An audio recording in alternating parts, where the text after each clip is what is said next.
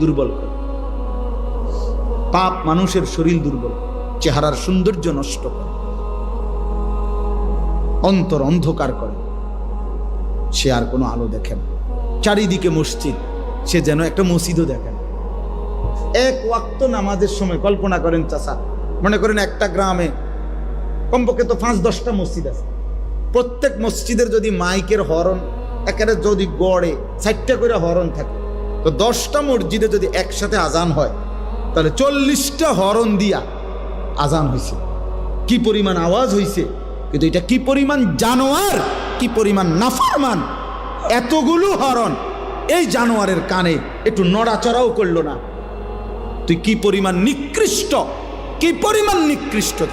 তুই মানুষের সংসারে, মানুষের সমাজে থাকস কেমনে জানোয়ার? তুই তো সুন্দরবন আর আফ্রিকার জঙ্গলে ওই জানোয়ারদের সাথে থাকা উচিত বেটা।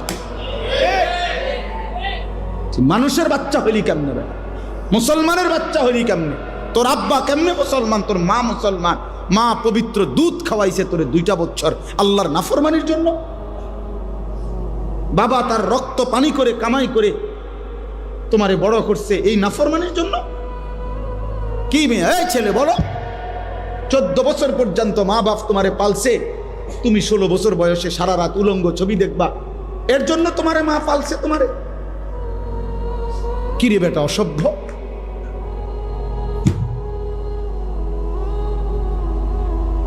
তোমা করে বুঝিয়া মা বাবা এই কষ্ট করে রক্ত পানি করে বড় করছে এ দিন রাত মোবাইল টিপবার জন্য। কার নারী দেখো? নারী তো তোমার মা, নারী তো তোমার বোন, নারী তো তোমার খালা, নারী তো তোমার দাদি। লজ্জা করে না? মনে পড়ে না ওদের কথা?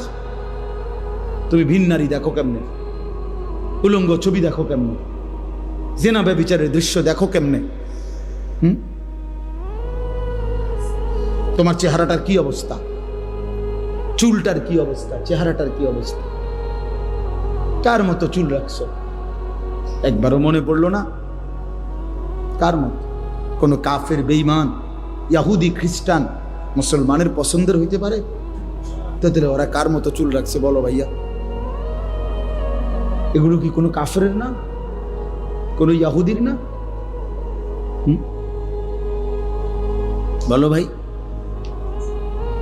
বলো। এত রুচিহীন হইলা কেন?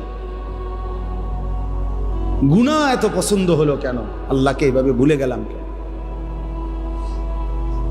ইয়া আইয়ুহাল ইনসান মা গাররাকা বিরাব্বিকা